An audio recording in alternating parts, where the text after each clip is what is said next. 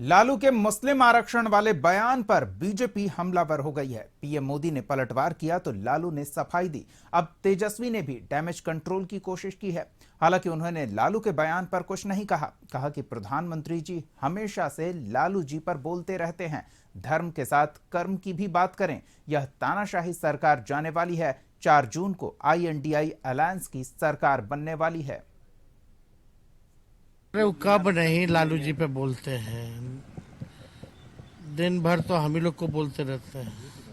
हाँ, आप देखिए ना, लगातार हमको भी दूसरे राज्य में जाकर के गाली दे रहे हैं क्योंकि घबराए हुए हैं, डरे हुए हैं। और हमने तो पहले ही बोला वो पीरजादे हैं, कुछ भी कह सकते हैं प्रधानमंत्री, केवल झूठ झूठ बोलते रहते हैं। अब तक हम लोगों ने जो आरक्षण बढ़ाया जाति आधारित गणना कराने के बाद 9वीं सूची में डालने के लिए कैबिनेट ने हम लोगों ने भेजा था, अब तक जो है 9वीं सूची में वो उन्होंने किया नहीं। क्यों नहीं किया?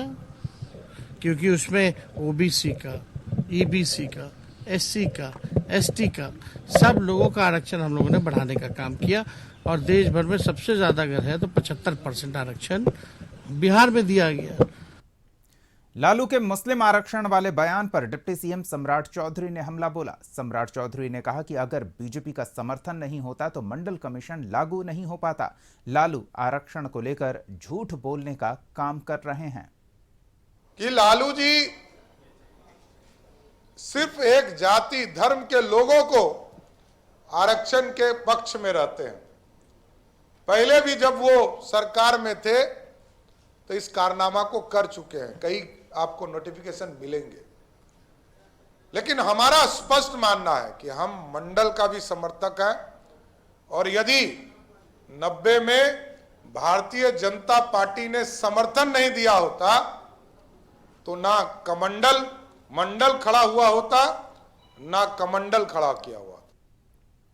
डिप्टी सीएम विजय सिन्हा ने भी लालू पर हमला बोला। कहा कि लालू प्रसाद यादव बिहार के लिए अभिशाप हैं। इस चुनाव में पूरी तरह से नर्वस हैं और वोट प्राप्त करने के लिए राजनीति कर रहे। श्रीमान लालू प्रसाद यादव बिहार के लिए अभिशाप हैं। इस चुनाव में पूरी तरह से नर्वस हैं और अब इसी तरह से वोट प्राप्त करने के लिए तुष्टीकरण की राजनीति की बात कर रहे हैं। हमने कहा कि ये दलितों का, अति पिछड़ों का, गरीबों का, सनातन के संतानों के हित की बात नहीं करेंगे। ये अपने वोट के लिए कोई भी सौदा कर सकते हैं। बीजेपी नेता शहनवाज हुसैन ने लालू के मुस्लिम आरक्षण वाले बयान पर पलटवार किया। शहनवाज ने कहा कि धर्म के आधार पर आरक्षण नहीं दे सकते हैं। इस तरह का बयान सिर्फ वोट के लालच में दे रहे हैं। ये दूसरा जन्म भी ले ले कोई नेता विपक्ष का, तब भी धर्म के आधार पर आरक्षण नहीं दे सकता। भारत का संविधान धर्म के नाम पर आरक्षण देने की इजाजत नहीं देता है। ऐसे मुसलमानों में जो बैकवर्ड मुस्लिम हैं, पसमानदा मुस्लिम, उनको मंडल कमीशन में आरक्षण मिला हुआ है। और जो मुसलमानों में स्वर्ण जाति के मुस्लिम हैं, फॉरवर्ड मुस्लिम, शेख सैयद पठान, उनको 10% जो गरीब को आरक्षण मिलता है वो मिला हुआ है। लेकिन अगर 10% उसमें मिलने के बावजूद, मंडल कमीशन में मिलने के बावजूद कोई ये कह दे कि धर्म के नाम पर आरक्षण सारे मुसलमानों को दे दें, तो ये संविधान सम्मत नहीं है।